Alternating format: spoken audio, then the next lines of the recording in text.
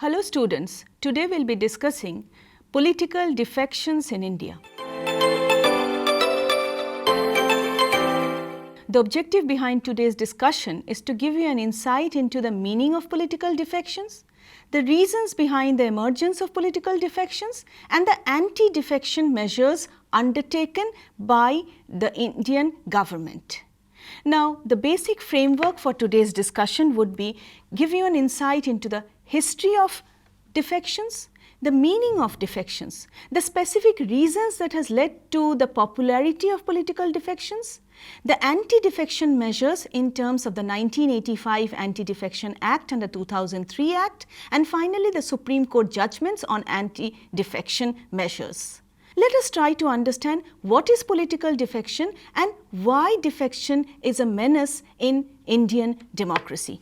Now students, please note that modern democracies are party democracies. Political parties operate for the sole purpose of capturing power. The party in power tries to retain power and the parties in opposition try to claim that power. This is the usual mode of functioning of party democracies. Now, capturing power or retaining power, there is nothing wrong in that. But what is distressing and disturbing is the haste with which political parties in power want to retain power and the opposition parties want to capture power. There is just no ideology or principle involved in the entire process. Political defection is one of the most pervasive phenomena of democratic politics in India. Political defection refers to the practice of changing party loyalties by elected representatives for political gains. Many terms are used to describe political defections such as fork crossing, carpet crossing, political turncoatism, the politics of musical chairs, politics of opportunism. All these are various modes of trying to explain political defections. Now, why is defection a political problem? Political defection or shifting of party allegiance by legislators for varied reasons is a problem and faced by most parliamentary democracies in the world, and India is no exception. Now, various parliaments have tried to tackle this problem either through conventions or through legal and constitutional enactments. Some countries like India, Bangladesh, South Africa and New Zealand have enacted specific legislations including amendment of their constitutional provisions. However, defections by legislatures continue to persist in varying degrees in many parliaments, and sometimes this threatens the very stability and existence of the democratic parliamentary system. For example, in Sri Lanka, on two occasions, one in 1964 and the other in 2001, governments fell due to popular defection.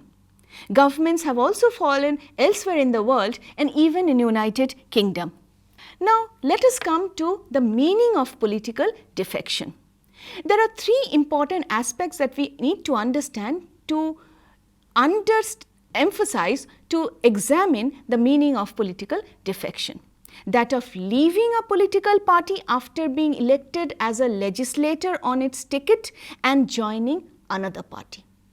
That of leaving a political party but remaining independent thereafter.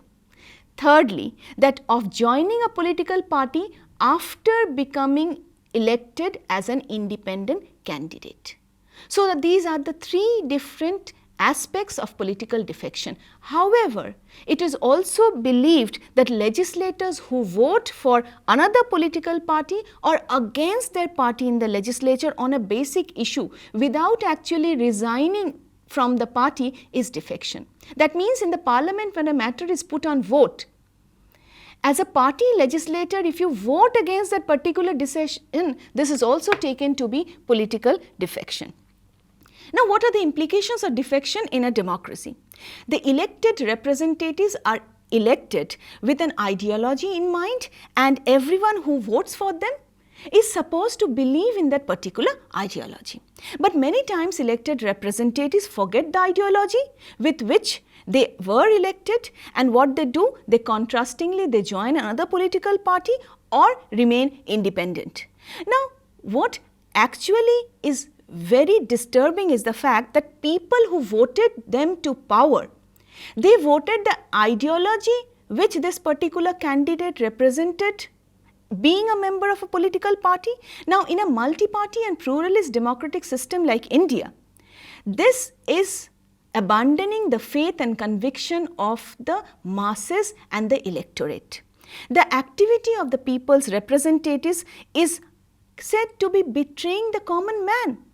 Defections were common in India even in the period before independence. But there is a difference between genuine dissent and unprincipled defection. Defection on principles was common during the pre-independence period, but what we find today, there is no ideology or principle involved. Let us try to understand the magnitude of political defection in India. Between March 1967 and March 1971, 142 defections took place in Parliament and as many as 1,969 defections took place in state assemblies across the country, causing the downfall of around 32 state governments. The expression Airam Gairam became popular during this period, which refers to floor crossing by legislators. The expression originated in an amazing feat of floor crossing by a legislator called Gayalal. He was an MLA in Haryana in 1967. He changed the party thrice in a fortnight, from Congress to United Front, back to Congress, and then within 9 hours to United Front again. Now, defections between March 1967 to March 1970 is reflected in this particular table. And if you see it, students, defections were very common in almost all states. And it was not just party defection, students. Defectors were also independent candidates. And huge number of defections led to the fall of party-based governments. Now, what are the causes of political defection? The first cause that can be identified is greed for power or lust for power. The rewards that the defector gets by becoming either a minister or a chief minister or holder of any high public office encourages others to defect from the party. The Committee of Governors in 1971 in its report recorded the fact that a good number of defections took place because of the promise of rewards, either in terms of office or ministerial berths or patronage, a circumstance which directly led to indiscipline and political corruption.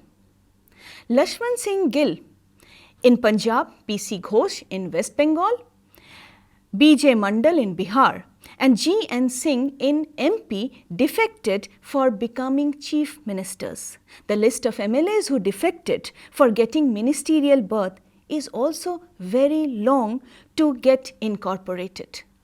During 1967 to 73, as many as 212 out of 2,700 defectors secured ministerial berths. So, it is this greed for ministerial berths and official patronage that forces people to leave their party and join another political party. The second important reason is defection by popular leaders. Whenever an important and a very powerful leader defects, he takes along with him a group of popular members within the party. At times, maybe more than 1/3 of the legislature.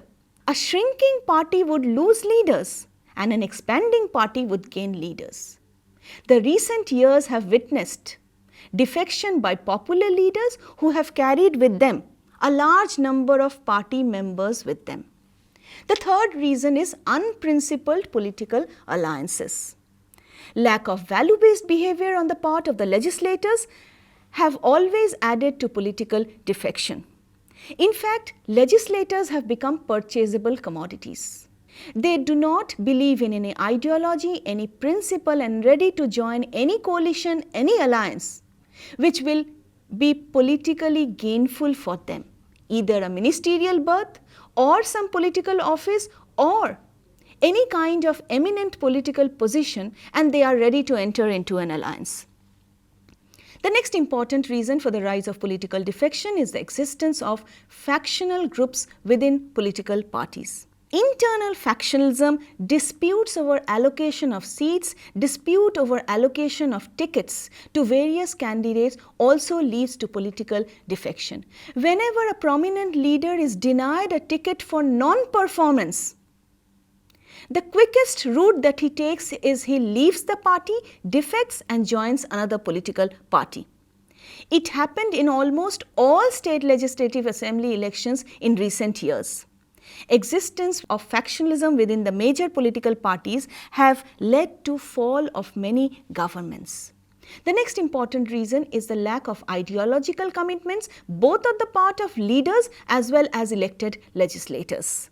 While majority of the legislators defected for securing a berth or some rewards, some of them defected because of lack of faith in the policies and programs of the party on whose symbol they had actually contested the election. They lost their faith in the party itself. They could change sides because all parties now happen to be ideologically similar. However, the number of defections of such legislators on ideological grounds is very small today in India.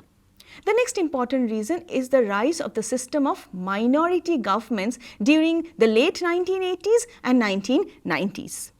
For example, whenever there was an installation of the minority government, whether it was the United Front government or the National Front government, we find that these United Front or alliances led to the rise of defectors from other parties to United Front, and these minority governments often welcomed defectors from other parties.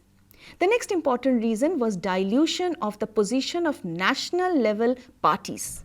Between 1947 to 1967, the Congress continuously wielded power at the center as well as in most of the states. The situation changed after the Janata Party was formed and the first coalition government came up, when several non-Congress parties coalesced in order to form the first coalition party. Other parties saw in it as an opportunity for demolishing the Congress and hence encouraged defections. Many congressmen defected from the Congress and joined the Janata Party. This defection and changing of party loyalties actually exploded the myth of the invincibility of the Congress. The Congress, on the other hand, was not prepared to reconcile itself with the new reality that it was losing out power and the non-Congress parties were gaining power.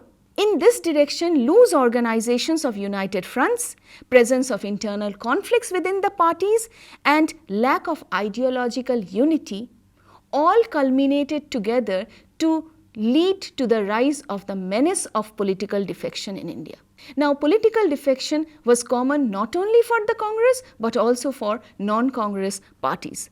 Political parties which find themselves near to the center of power try to convert their minority position into majority by accepting and welcoming defectors. The next important reason for the rise of defection is acceptance of these defectors. When a person changes loyalty of the party, how does another party accept a defector? Who knows that this defector will not leave this political party and join some other political party? Nevertheless, students, acceptance of defectors is also a reason for the rise of political defection.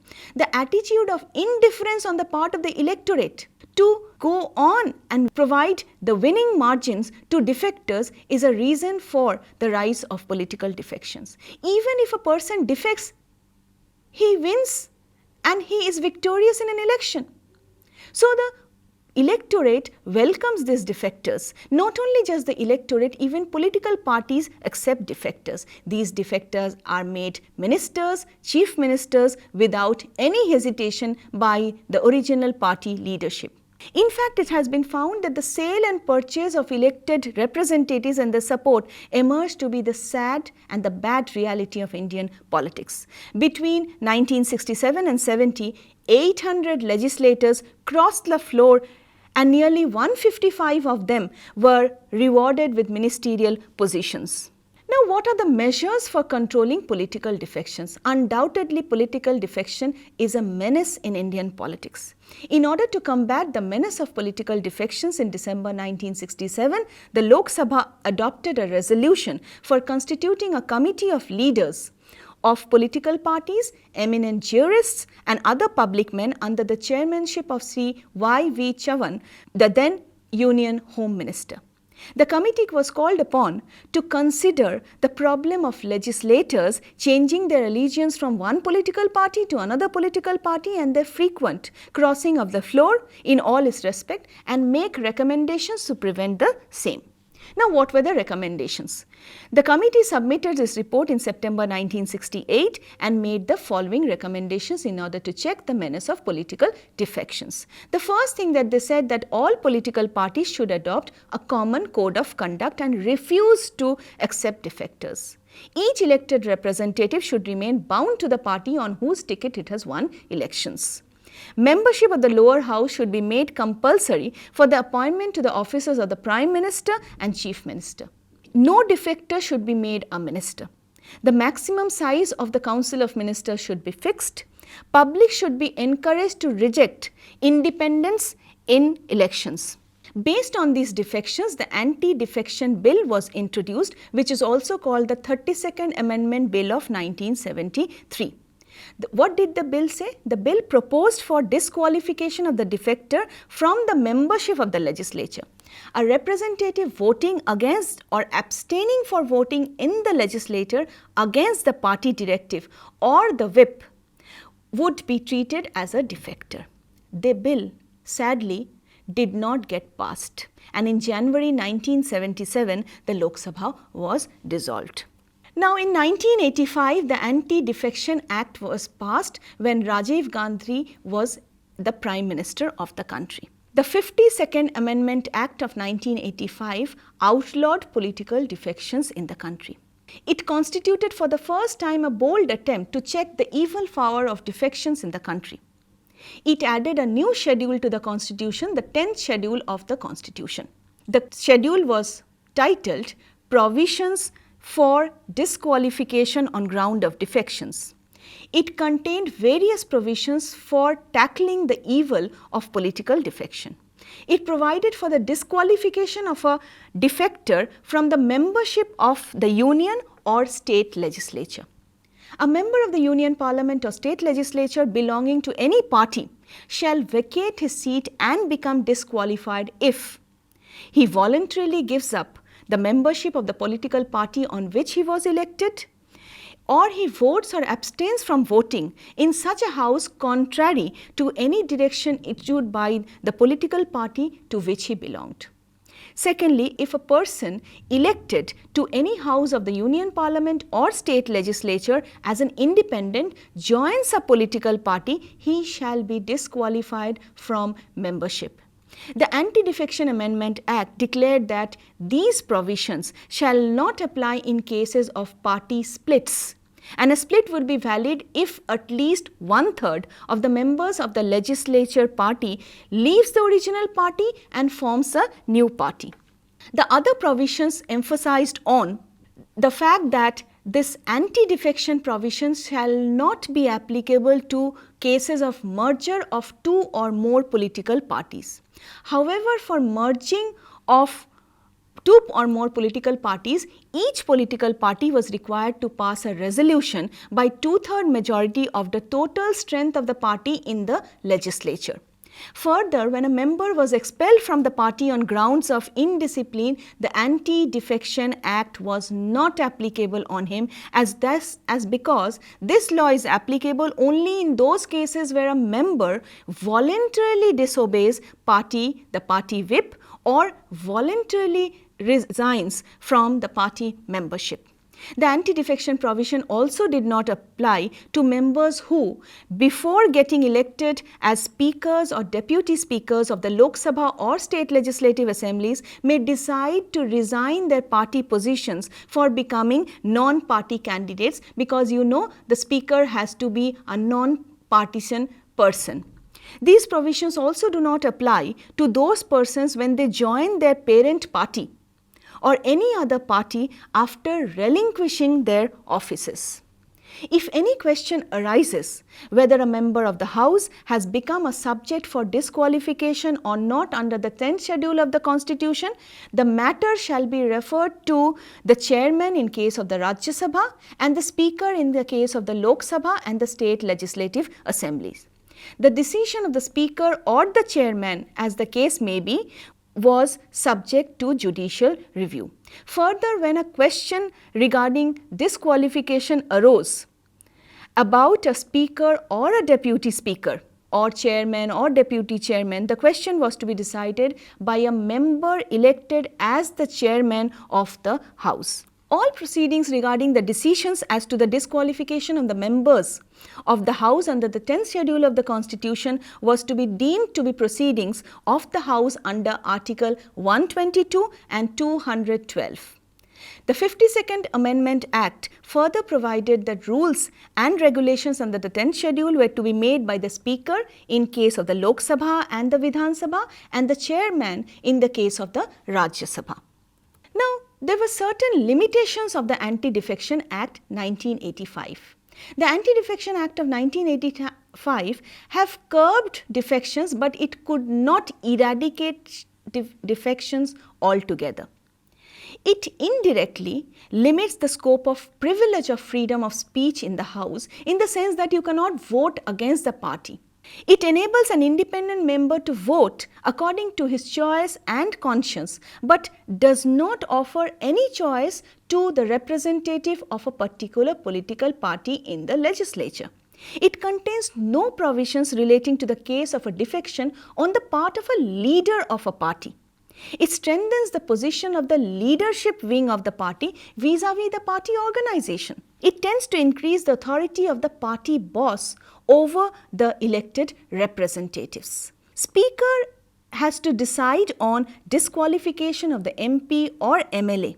And many a times it has been observed that speakers have tended to act in a partisan manner without a proper appreciation, deliberate or otherwise, of the provisions of the 10th schedule. They have delayed giving of necessary judgments regarding disqualification of a candidate. There are other limitations of the 1985 Act. The members belonging to smaller political parties with less number of seats could defect easily by using this 1/3 criteria. Even after passing of the Anti-Defection Act, almost all political parties continued to experience defections in the grab of splits. Between June 1991 to November 1993, within a period of 2 years, Janata Dal suffered 3 splits, that is, group defections. Now, let us try to understand popular defections after 1985. The Congress suffered a virtual split in the sense that Congress T was formed. The TDP in Andhra Pradesh got split between TDP Naidu and TDP NT Rama Rao. In 1999, a sizable chunk of the MLAs of the Haryana Vikas Party of Sri Banshi Lal defected to form a separate group and join the INLD in forming a government under the leadership of Om Prakash Chautala. Between 2002 and 2003, UP witnessed a number of group defections. The anti-defection legislation has not only reduced the scope of defections but has failed to eliminate defections from the country. Now, group defections have come in place of individual defections. So, even if after 1985 Act was passed, we have not been able to curb the menace of defections. So, in order to strengthen the 1985 Act, the Anti-Defection Act of 2003 was passed. This is the 91st Amendment to the Indian Constitution. This Act has provided for further stringent provisions and made defections a very rigorous affair. The strength of the Council of Ministers will be limited to 15% of the total strength of the members of the Lok Sabha and state legislative assemblies. This stipulation puts an end to the defection from one political party to another. Now, with this 15% cap, the parties cannot increase the ministerial berths. A defector will not hold a remunerative office till he wins fresh elections. Minimum number of ministers in small states was to be limited to 12 instead of the earlier 7. In other words, states like Sikkim, Mizoram were to have a council of ministers of 12 members. No splits in parties except on ideological grounds were to be allowed. Earlier, defections were allowed if 1/3 of the members of the party in the name of the split moved away. But now splits are not allowed, and if a split happens, it has to be on the basis of an ideological ground. The power to decide disputes regarding defections was to remain with the Speaker of the Lok Sabha and the Vidhan Sabha.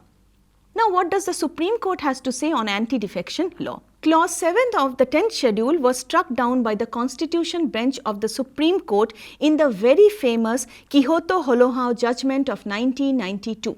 Clause 7 was unconstitutional, for it said that the courts cannot even examine the decisions of the Speaker. The Supreme Court said that though it is for the Speaker to decide on the question of disqualification of a legislator was vested in it, the scope of judicial review cannot be erased. Yes, the Speaker had the power, but the scope of judicial review was supreme. In a judgment in Keshan Meghachandra Singh case of 2020, the Supreme Court bench led by R.F. Nariman questioned the impartiality of the speakers and even said that Parliament may seriously consider amending the constitution to substitute the Speaker of the Lok Sabha and legislative assemblies as arbitrator of disputes concerning disqualification with a permanent tribunal.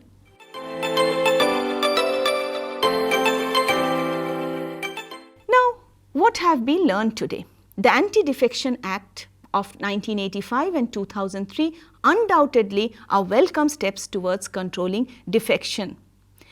It is hoped that political parties will maintain discipline among their respective party members and discourage the elected representatives from leaving the party and joining another political party. However, splits and mergers and new splits, new mergers, new alliances have been keeping alive the environment of political defection in India. Purchase of support in the name of support from outside also tantamounts to a virtual defection which compels the elected representatives to change their party allegiance. Political defections in the name of splits still continue to be present in the Indian political system.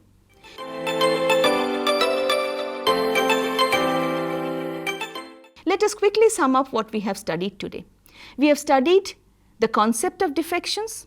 We have studied the various reasons for the rise of defections, most importantly the greed for power, lack of principles, lack of ideology, inability of the national leaders, acceptance of defectors, and more importantly the people accepting defectors by giving them the winning margin.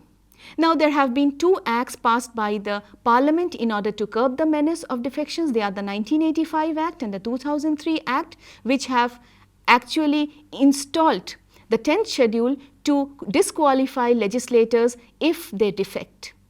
However, defection still continues to be a menace in Indian politics. Thank you, student. That's all for today.